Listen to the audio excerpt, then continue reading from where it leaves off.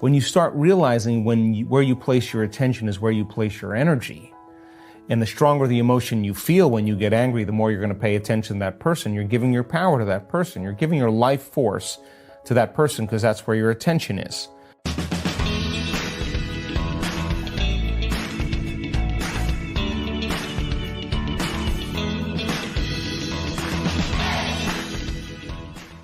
One of my greatest moments of my day is when I get the story, when a team leader sends me a testimony from somebody, and a person was depressed and suicidal and, really ready to end their life, and all of a sudden they're a completely different person. They are completely different, or they're very sick and all of a sudden they're healthy, or they get the most amazing job opportunity, and you can see the authenticity as a result of that. Now, why is that so significant?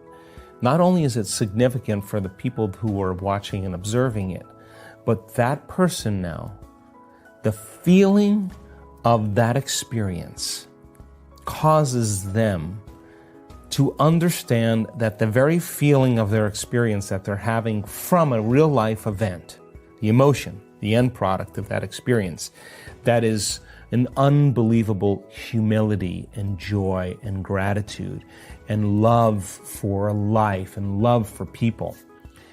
It's going to be easier for them to create that emotion for their next creation.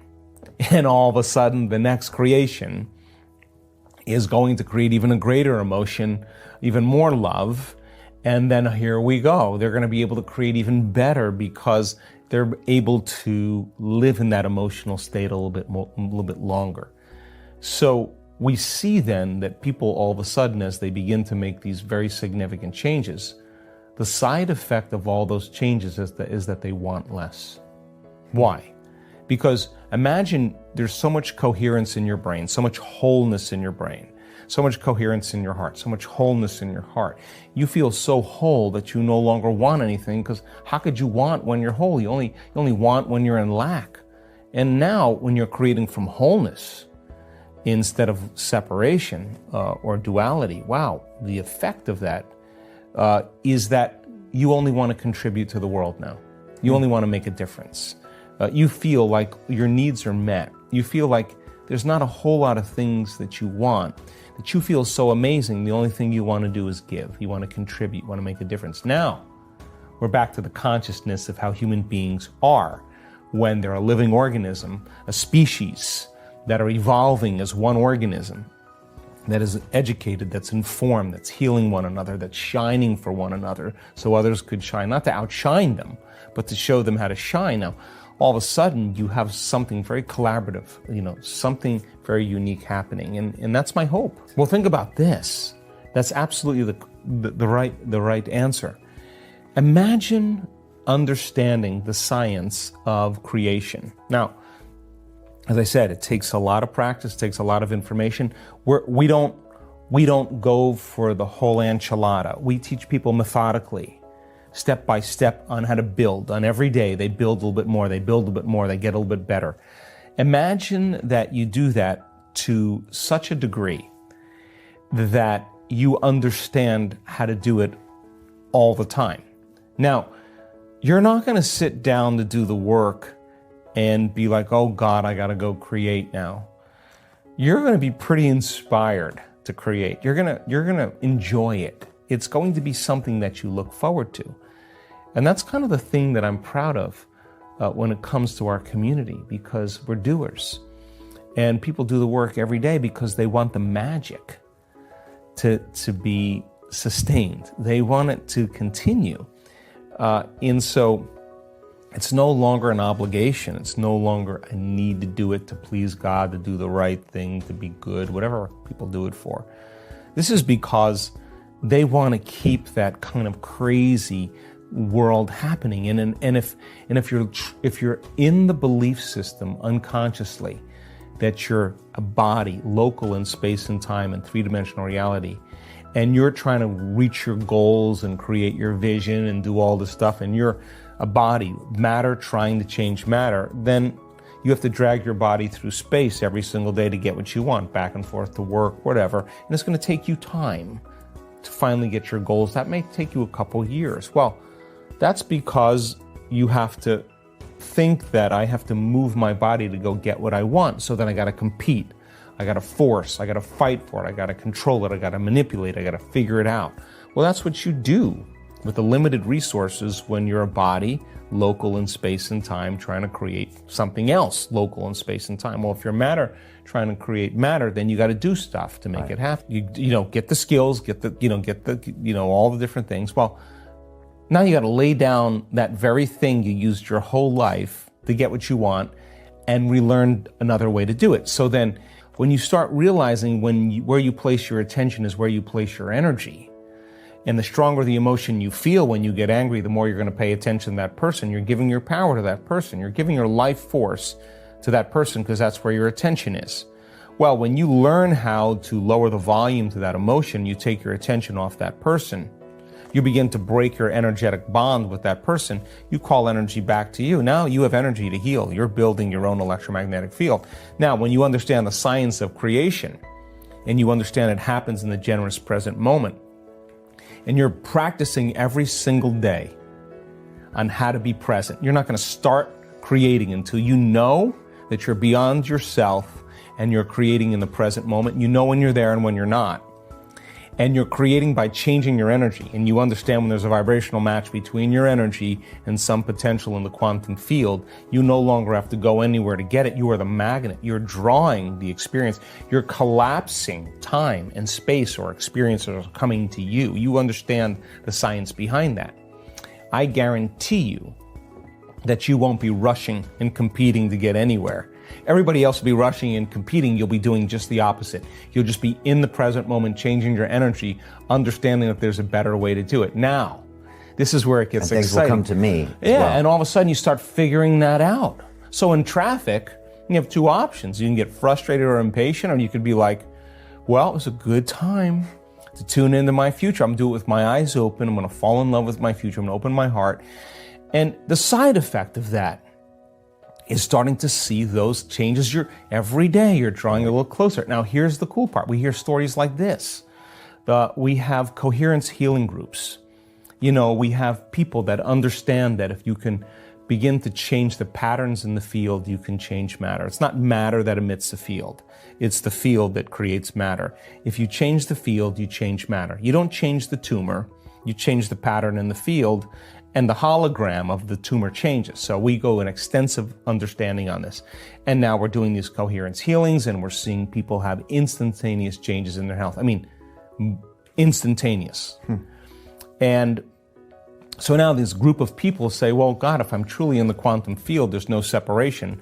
I don't actually have to have the person in front of me that we're healing. I just need a picture or a coordinate, and my thought will connect me to them because there's no separation. I'm connected to everything in the unified field.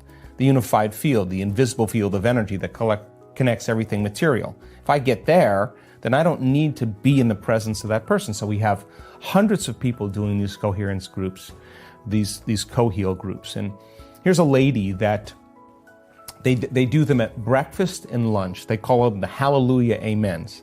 And if there's a child that has leukemia or Hodgkin's, non-Hodgkin's lymphoma, if there's someone who has a serious health condition, they work with 3 songs at breakfast. They do 1 person per song, so they do 3 people in the morning.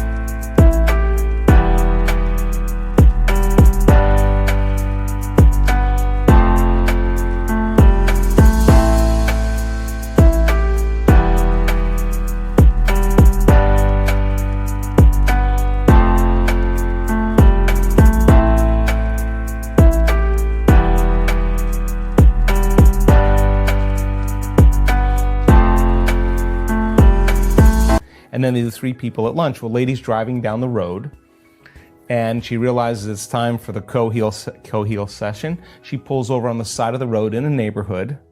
She turns her music up. She gets right into it. Next thing you know, she gets a knock on the window, and it's a police officer. And the police officer asks her to roll the window down and says, what are you doing? You know, we're getting calls from the neighbors. They think, are you sick? Is something wrong? Is it an emergency?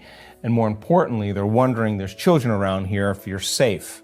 And she said, no. We do this coherence healing thing, and I was just tuning in to the people, and she's got the music blasting.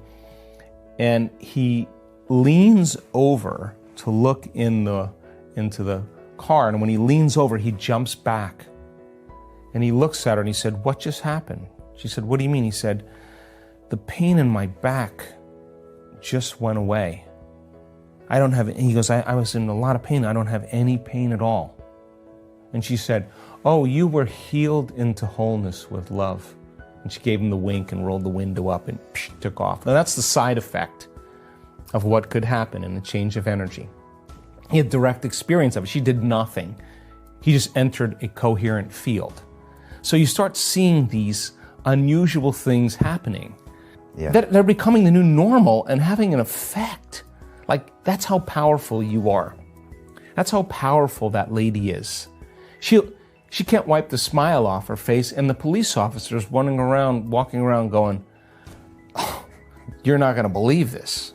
You know, what's happening? Footprint in consciousness. Somebody heals from a health condition, MS, lays a footprint. Someone heals from a rare genetic disorder, footprint. Someone heals from a brain tumor, footprint. Someone heals from Graves' disease, footprint.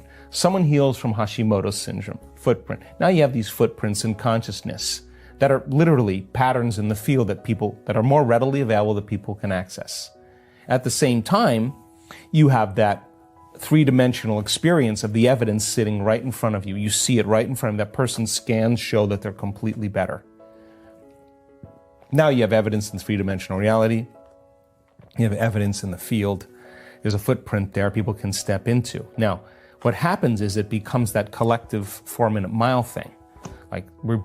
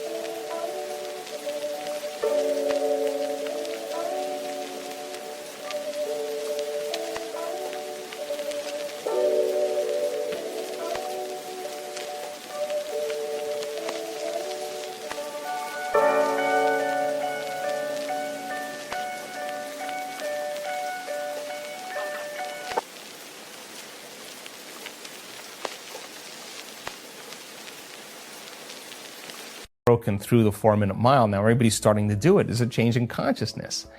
That's becoming what's making it so exciting, that people want to be a part of that. They want to be a part of that community. The secret to unlock the full potential of your mind is to enter the present moment and create from it. As Joe Dispenza explains, we have to focus our mind in the present moment. We already have to be the person we want to be. We already need to possess all the things we wanted, and we already need to be healthy man or woman. You can only enter that picture from the present moment, and you need to feel it, with all your body and with all your soul. By doing this day by day, you will be able to stay in the present moment longer every day. Your life will improve in every way possible, and you will see how powerful your mind is. Is it possible not to love Joe Dispenza and his teachings? What do you think about this? Is this doable for you? Share your thoughts with us all in the comments below. Subscribe for more Joe Dispenza videos and even join our channel. Stay good and have a great day.